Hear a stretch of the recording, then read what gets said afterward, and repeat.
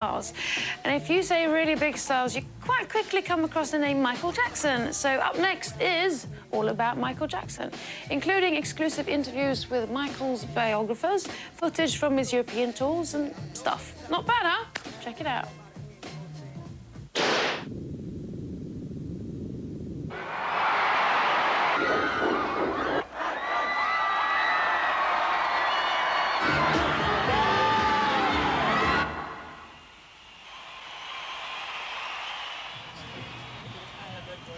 Over the next half hour, we're going to be probing into the life of a man that has been described by the Guinness Book of World Records as the most successful entertainer ever. I'm going to be taking you on a magic mystery tour through the life of this man who is undoubtedly the king of pop, Mr. Michael Jackson. Ow!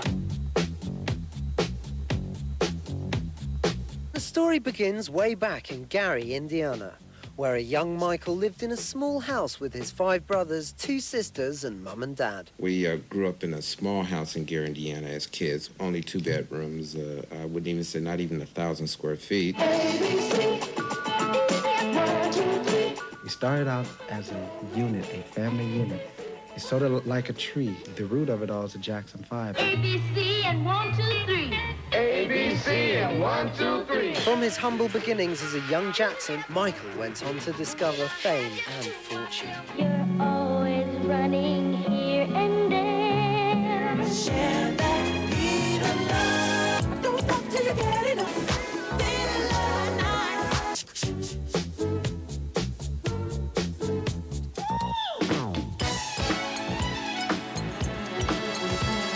The way you make me feel. The way you make me jam. It ain't too much. It's back, it's right. Fear abandoning my faith. You are not alone. I am here with you. Just get real. Who's bad? My name is J. Randy Taraborelli, and I've written a bestseller about Michael Jackson, which we called Michael Jackson, the Magic and the Madness, because certainly there has been a great deal of madness in Michael Jackson's life. But besides that, of course, he's got a very magical story.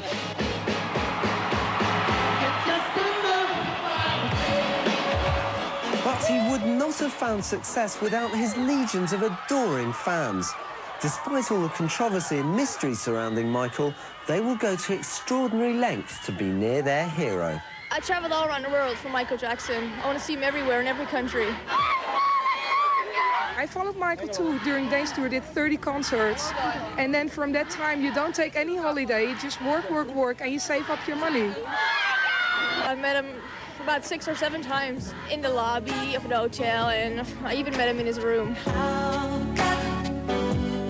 Most people just scream and go like, "Oh, I love you," and I just try to have a normal conversation with him. You know, what normal people do.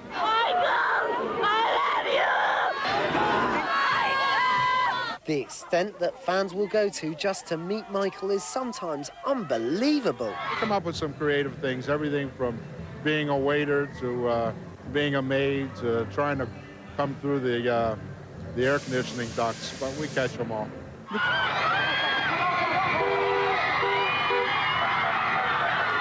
The craziest scene on the road with Michael is probably to see how the fans react to him everywhere he goes. Standing outside the hotels, singing his songs all night long. I'm sure it drives him nuts, because it drives us nuts. While the fans wait in anticipation for Michael's arrival, tempers can sometimes get frayed. What's wrong with you? What? Don't you think he's human? What? Don't you think he's human? Don't tell me to piss off. Don't tell me to piss off. If it gets hectic on the road, you can always follow Michael's movements from the peacefulness of your own home via the internet. His websites on the internet are also a way for Jacko fans to heal the world and come together. We all met through the Internet Fan Club, Michael Jackson Internet Fan Club. That's how we met.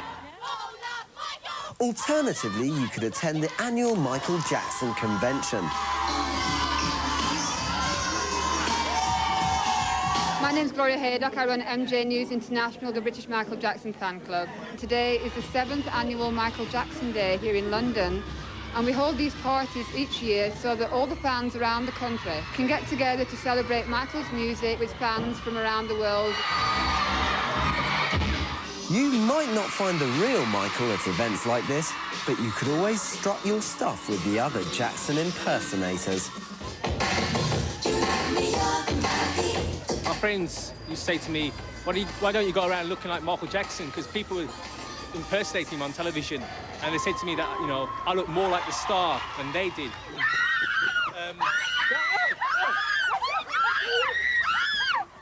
My name is E. Casanova, and I'm here to salute Michael Jackson. I'm not obsessed with Michael Jackson.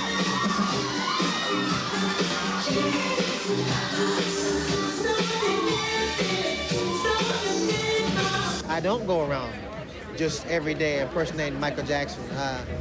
I don't think I'm him. I don't want to be him. I happen to have a God-given talent to be able to look like the biggest selling artist in the world. I think if anybody else had the opportunity like I do to do it, they would. Away from the fun and frolics of the convention, there are some impersonators who take their love of Michael to extraordinary lengths. Mario has even gone under the knife to look like his hero. Mi chiamo Marco Recci, ho 24 anni, vivo a Roma, sono il socio di Michael Jackson. Veramente ero stufo della mia identità, del mio aspetto fisico, dei miei problemi. Diciamo, per lasciarli alle spalle, ho deciso di somigliare a Michael Jackson. Sono sottoposto a 8 interventi di chirurgia plastica. Diciamo che mi sono ritoccato il naso 4 volte. Poi ho ricorso al lifting, mi hanno messo una protesi al mento, mi hanno rifatto il taglio per gli occhi. Il nuovo intervento dovrei alzare un po' la punta e fare degli innesti intorno alla punta per appunto migliorare. And if physically changing your face isn't enough, you could always change your name. A 38-year-old Green Bay, Wisconsin woman named Joan Marie Schaublin has legally changed her name to Michael Jackson. The new Michael is obviously a major fan of the megastar entertainer and says she's sent him over 75 letters as well as her artwork. Schaublin told the Green Bay Press-Gazette that she did not change her name to get close to Michael Jackson, adding, quote, "There's a lot of wacky people out there." Indeed. Now, Michael Jackson swears that he's only ever had 2 operations, and they were just to restructure his nose. Much has been made of Michael Jackson's use of plastic surgery over the years. In fact, his first encounter with the surgeon's knife came after he tripped during a dance routine on stage and broke his nose. Since then, Jacko's never looked back. Michael really didn't have any intention of having his nose done until it had to be done by necessity. And then when that happened and he saw the way it looked, it started, you know, a trend. And since that time, he's had, you know, clearly, you know, quite a bit of plastic surgery. It's his face, he can do what he wants with it. It's the same as me having my hair cut. Just stop dogging me around. They have plastic surgeons in this world for people who feel that they want to make corrections. And I feel that there's nothing wrong with that. He's very happy with it himself. And that's what's most important. But you're never going to stop people from talking and saying this and that. So, but he's happy, and he's my brother. I love him very much. The most bizarre revelation was that Michael has vitiligo, a chronic skin disorder which is slowly turning him white. Only Michael's doctor and Michael Jackson really know the truth of that. And a lot of people have felt that Michael has purposely bleached his skin to be lighter. And there's a lot of speculation as to why he would do that. My name is Firoz Nimachwala. I'm a counselor, a psychotherapist, and a group worker. Well, I think he's a very creative person. And he might be thinking, why shouldn't the body be a screen, a canvas on which I can behave creatively? I think he's just fascinated by creation, and I think he just wanted to create a totally new person. And I think he genuinely thought the plastic surgery was making him more beautiful. Michael has said he's not had much of it, but, I mean, you know, it doesn't take a genius to see that the man in the mirror is sculpted. Michael's plastic surgery doesn't play any part whatsoever in a fan's life, and they really don't acknowledge it in any way. He made himself weird looking. I mean, he's an amazing, amazing creation. I mean, you know, he's almost like, he's like a Dr. Frankenstein who's created his own pop monster. In part 2, we'll be revealing more on the phenomena that is Michael Jackson.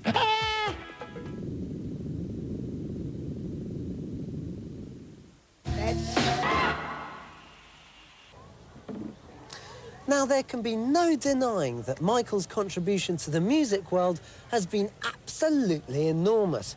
But at the same time, Michael, he is responsible for some of the larger fashion faux pas of the 20th century.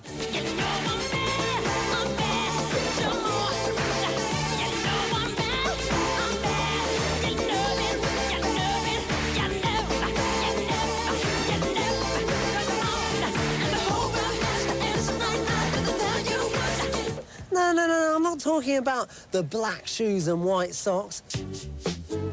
Not even the spangly trousers. Not the ludicrous sequined glove. Not the absurd makeup. Not the black gloves. I am, of course, talking about the mask, which, by the way, he was wearing at the birth of his son. No, we don't wear masks. We just put on like pale makeup and blacken out our eyes. We're supposed to be zombies, yeah.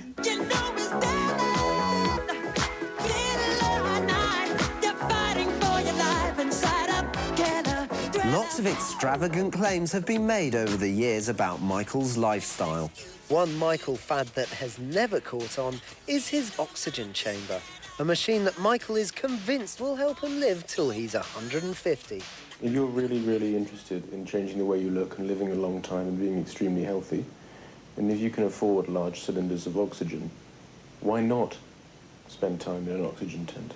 Just because you read it in a magazine or see it on a TV screen, don't make it factual, and it doesn't, as Michael Jackson says, so don't believe everything you read in the paper. I don't care what you're talking about, baby. Every time you read a story about Jackson, it involves something bizarre or sensational. I mean, you've only got to look at stories that he was sleeping in an oxygen chamber, that he wanted to buy the remains of the Elephant Man, that he bathed in mineral water, that he bought £50,000 worth of toys, you know, in an afternoon shopping. He is the most written about pop star that there has been in the history of pop music. I mean, it may be that he had no interest in oxygen tanks at all, but he thought this would be a rather good wheeze to get talked about.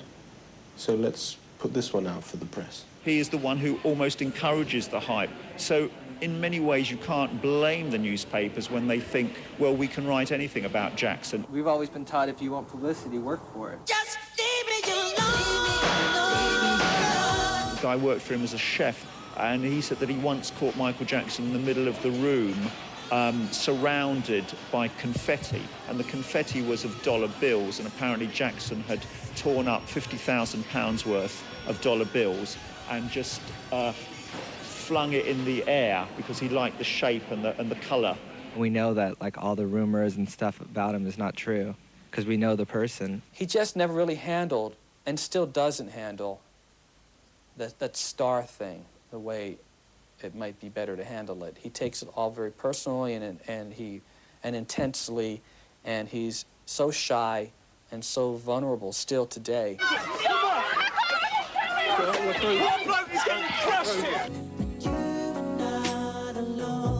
And his love life is just as mysterious as all the bizarre stories in the press.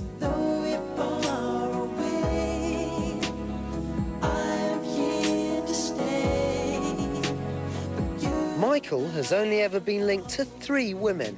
Brooke Shields, who always claimed that their relationship was purely platonic, Lisa Marie Presley, who divorced him after 20 months together after claiming that they also never had sex, and nurse Debbie Rowe.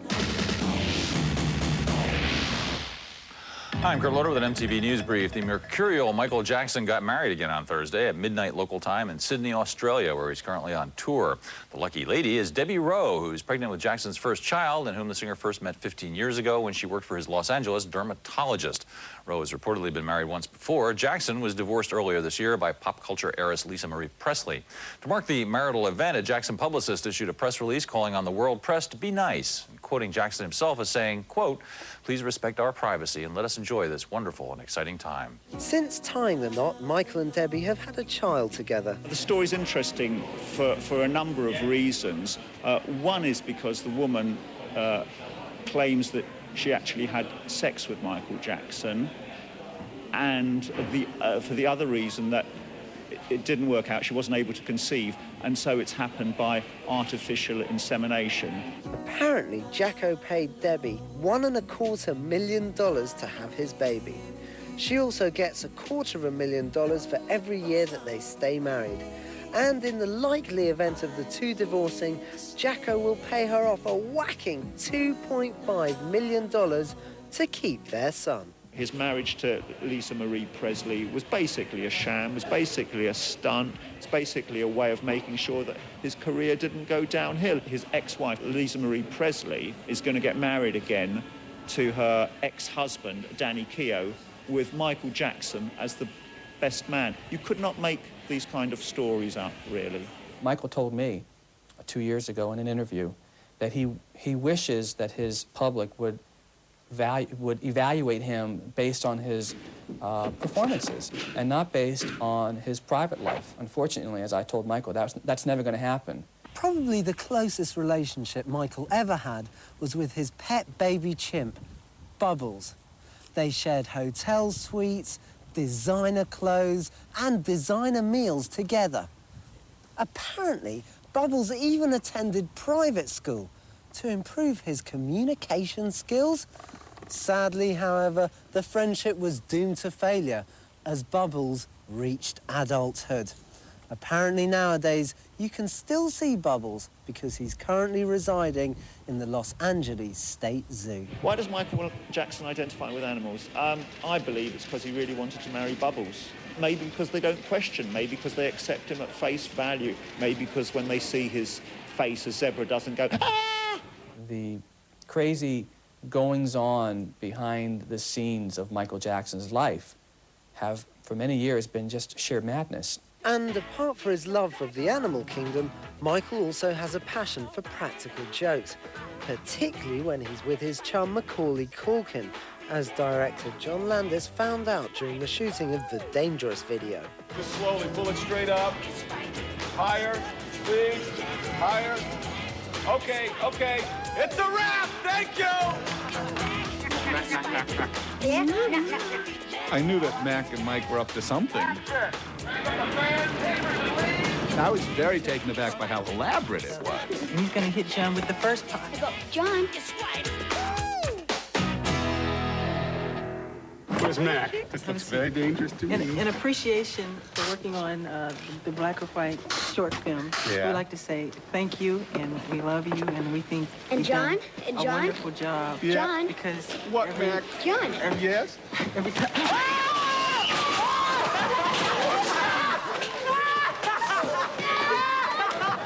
That's his character. He's just fun, you know, he's constant fun. And there was more larking about during the making of Thriller. This is Michael Jackson. This is Michael Jackson's foot. Now, what very few people know, Michael Jackson is extremely ticklish. Okay, watch. Foot, Michael.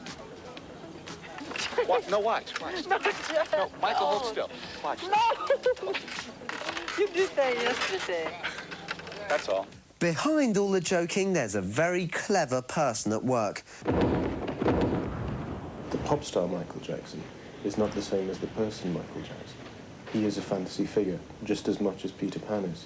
He performs a role called Michael Jackson. He's turned himself into his greatest fantasy. He always wanted to be a pop star. He always wanted to be #1, and that's what he is.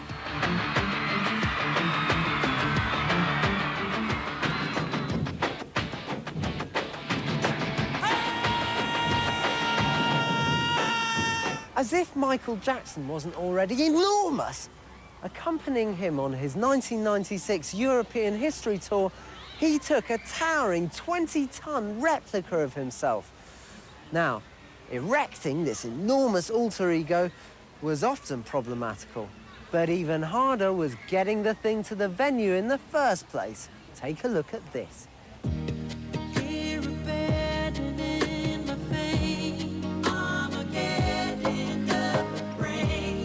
Yeah, I thought the statue was awesome, actually. You know, but yeah, there's a lot of criticism about it. But a great man like Michael Jackson, you know, he's a #1 performer, you know, of all time. He's larger than life. I think what he should have had done on those history statues is to have some more plastic surgery on them, and then I think it would have been a better stunt. Imagine spending, you know, £2 million on a statue because you didn't like the look of it, and you had to take it to the best cosmetic surgeon. I think that would have been more fun. Would have got him more press.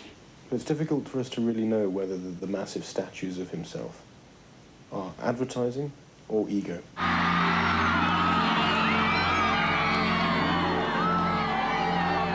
And for those that will never have the chance to adore their king in the flesh, they make do with the next best thing.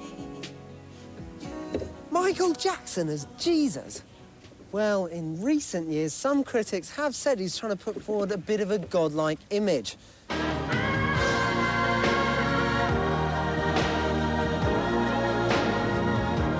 Michael has actually said himself he doesn't see himself as Christ. Well, I think he's trying to make us think about a Messiah, a Saviour, a Jesus figure. He's not necessarily saying that he wants to be it. He's trying to perform it and to get us thinking about salvation.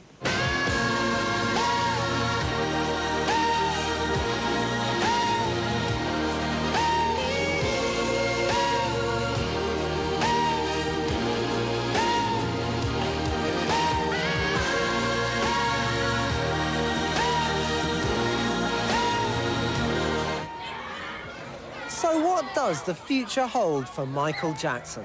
Will he live out the rest of his days as a heavyweight champ? Or will he merely be remembered as just the cutest member of the Jackson 5? I leave you with these thoughts.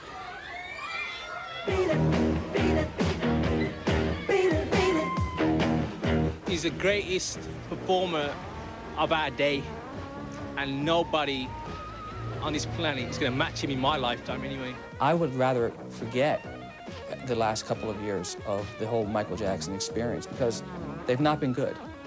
They've been anything but good. They've tarnished his image and have turned a lot of people against him.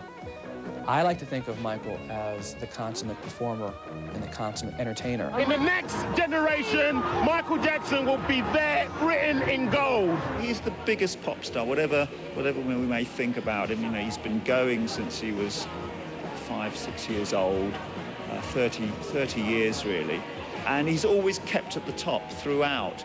The one thing about him really is that he's very, very ambitious, even with all he's achieved. He's always wanted to be the #1 star. If he continues performing and he continues going on despite the fact that he seems to be surrounded by controversy, the public will eventually recognize his entertainment value today as opposed to the conflict in his personal life. Bird, turn off that noise. Chill out, homeboy.